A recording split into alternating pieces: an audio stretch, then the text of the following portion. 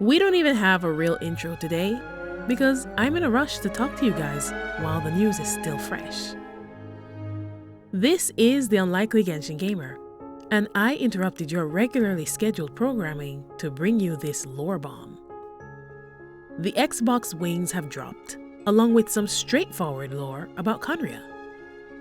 Isn't that just your favorite kind of lore? If you don't want to listen to me read it, jump to the next chapter for the discussion. But it's a nice piece of literature, so I recommend you stick around and listen. It was from afar that he glimpsed that head of golden hair, when the great king announced the successor to the throne. The celebratory clamor had little to do with him, and indeed he would have to help clean up the flowers, both real and fake, strewn about after the fact.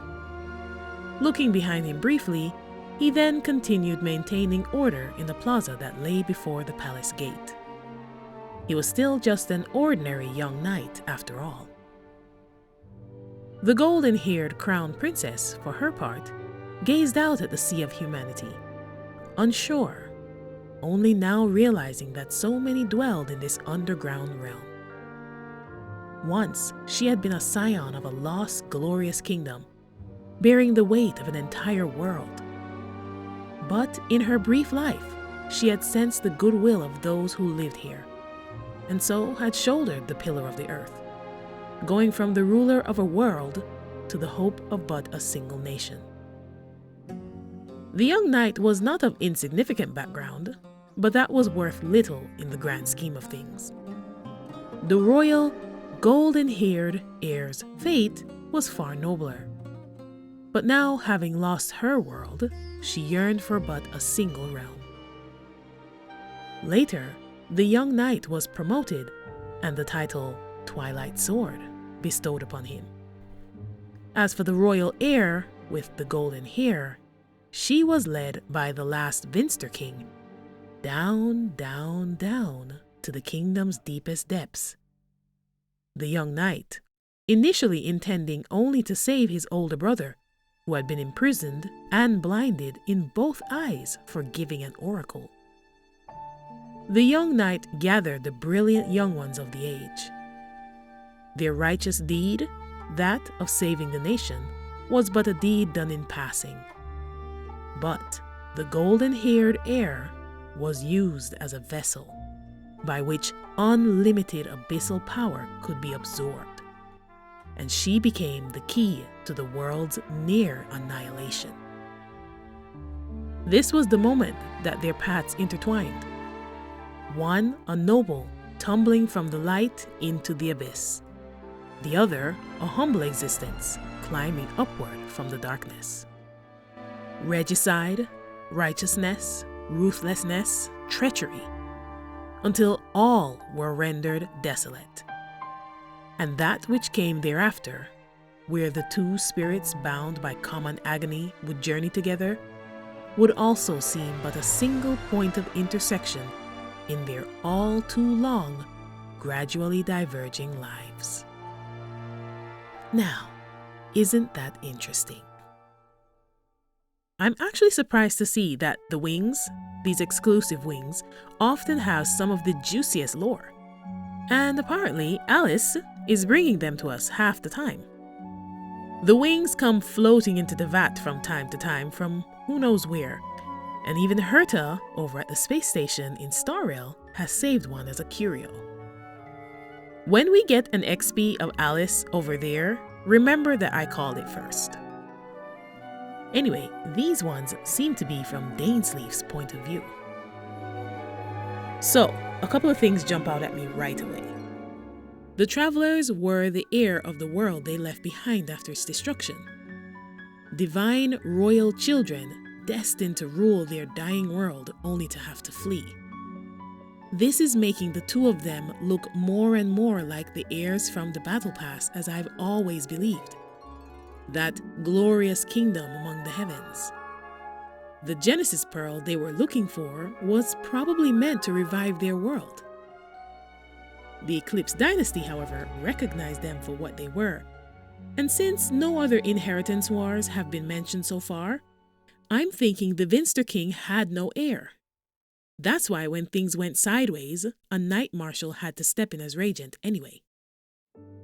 According to Dane, the announcement was met with wide cheers from the citizens of the kingdom, those who were looking for new life and opportunity, which also gives us our first confirmed info on how big Khaenri'ah was. It was quite populous. I mean, if we think about exactly how many hilichurls litter the world now, then just the immigrant population was pretty big.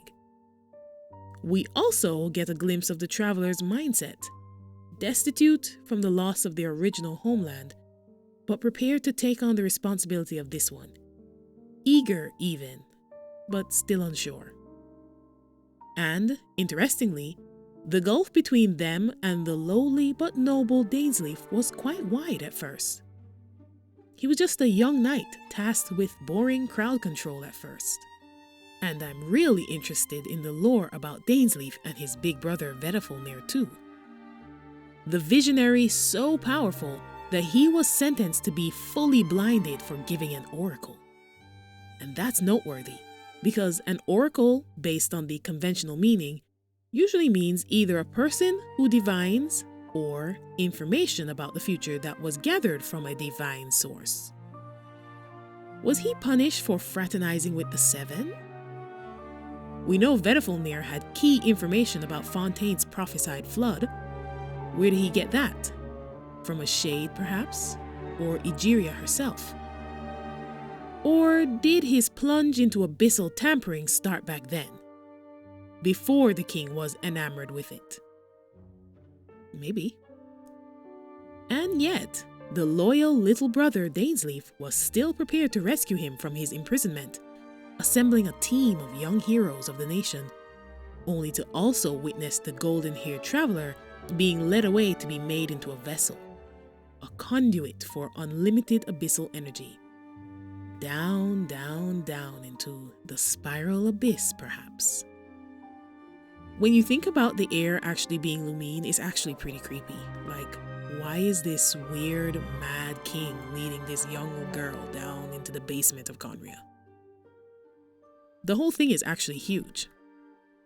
This means the Vinster King was tapping into the power that the traveler has exhibited, especially in that land, of being able to absorb seemingly unlimited amounts of abyss energy. But in this case, it appears it wasn't as harmless. They were tainted to some degree, or maybe jaded is a better word. 'Cause instead, they inadvertently facilitated the cataclysm. Now this exchange with Clothar makes more sense. Oh, I never imagined that you, of all people, would deny the abyss. How ridiculous!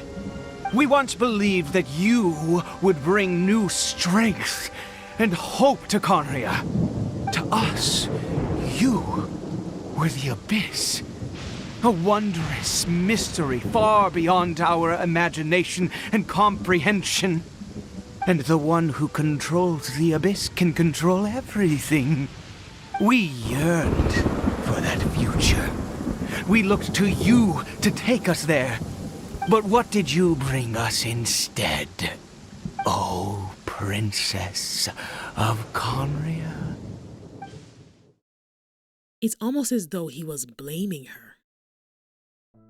By the way, I have to take a moment to appreciate the fact that the traveler's hair is apparently truly golden. Okay, it's random, but it's important.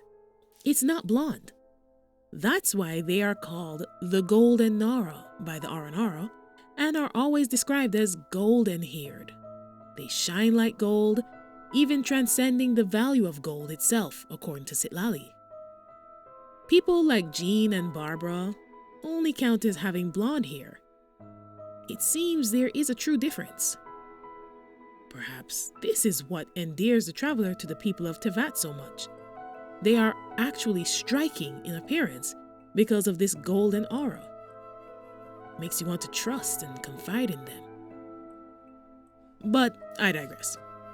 Back to young Dainsleif, whose fate had now been intertwined with this golden-haired traveler. It's possible that together they killed the king, if this mention of regicide is to be believed. And overall, the beginning of a partnership born of shared agony was the product of that truly unfortunate disaster. Dainsleif might have been a royal guard, but that doesn't necessarily mean that he was the guard for the heir. This account implies that even as the Twilight Sword, they operated in different circles until the disaster. Sadly, it seems they didn't travel together for a long time at all. That period was literally a blip in their outstretched lives. My biggest questions now are, what is Dain using to remain largely unchanged despite the devastating curse? It doesn't sound like a special status he had. Like, it's not because of who he was. He was just a pureblood noble like the rest of the aristocracy. He's using something. Perhaps the ring he was clutching in his hand when Zervan found him. Secondly, what really happened to his relationship with his brother? When did Vedifalnir get darker and become what he was in the Khaenri'ah quest?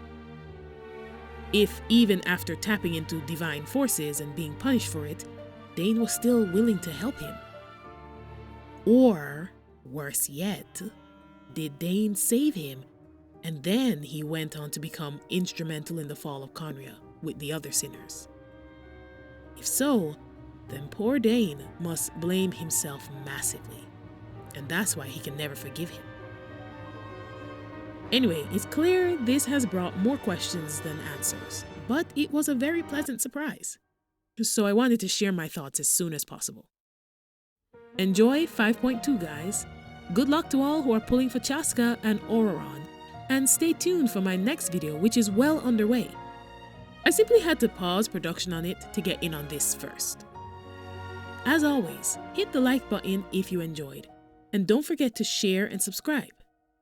See you in the next one.